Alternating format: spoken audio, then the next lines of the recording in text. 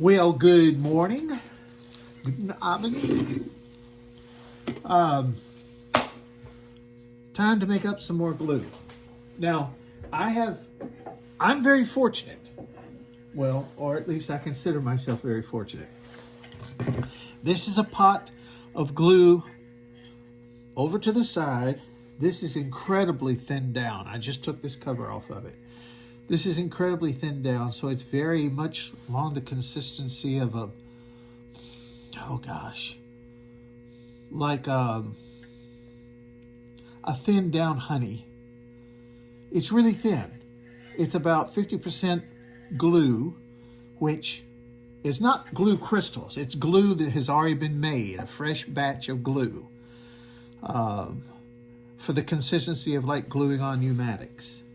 And then I thinned it 50% with water, and that's what I use to prime things with. So I'm keeping this to the side, ready to do just that. I haven't heated it, but I have another liner, and you'll see that I've already inserted into it a rod. And I mean, this is nothing but an upright hammer shank that used a pair of clippers, and I clipped to the right length so it will fit in there. And so let's take the hot hide glue, pour some of it in here. Now I'm not going to be gluing a whole lot, but that's about how much I'm going to put in there. Maybe a little bit more. And that's going to almost wipe me out of glue.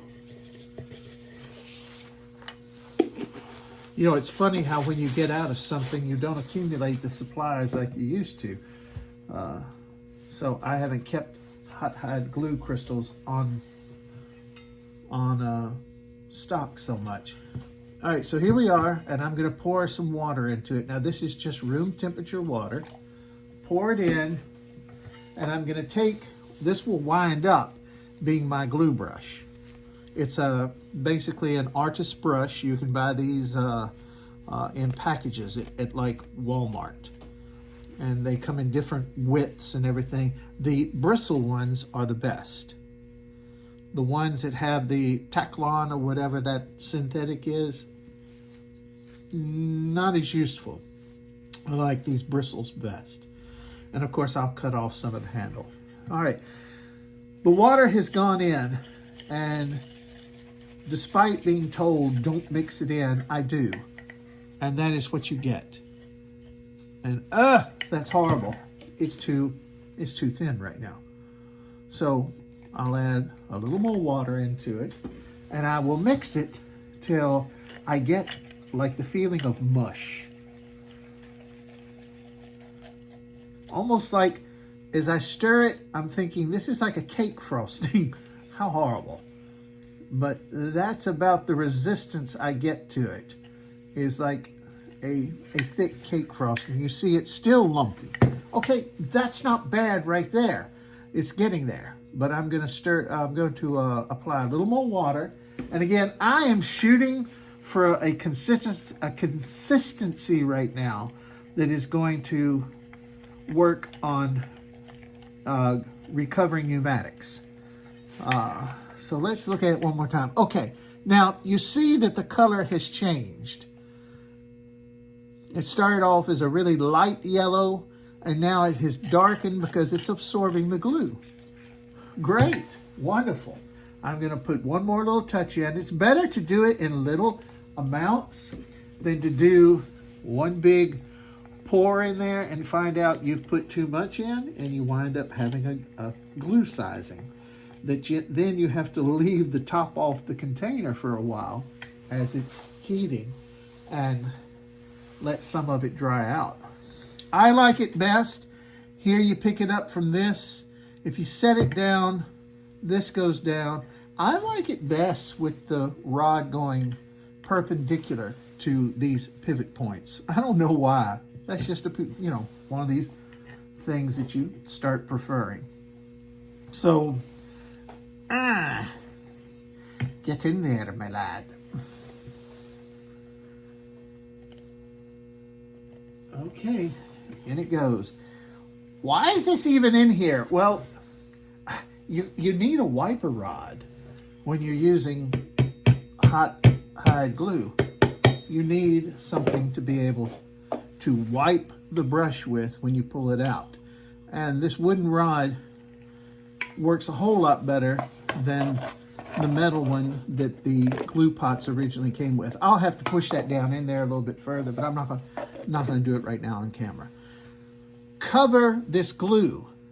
It is so important to cover it. All right, so this is nothing but a storage container for food. You'll see that I hacked a mouse hole out of it, and now that will fit on there once I tap this wiper rod down a little bit. You can go ahead and put this right into the heater, the base of the glue pot, so to speak, the heating jacket, I guess you would say. You put that in, you can turn the heat on and go with it. And within an hour, you'll be ready to use it. So, hot hide glue is such a mystery to so many people, and they get scared of it. And they don't want to use it. And they resort to other glues. Don't be afraid of it. It's just any other type of tool. You just have to get used to using it.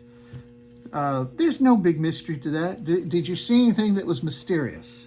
No.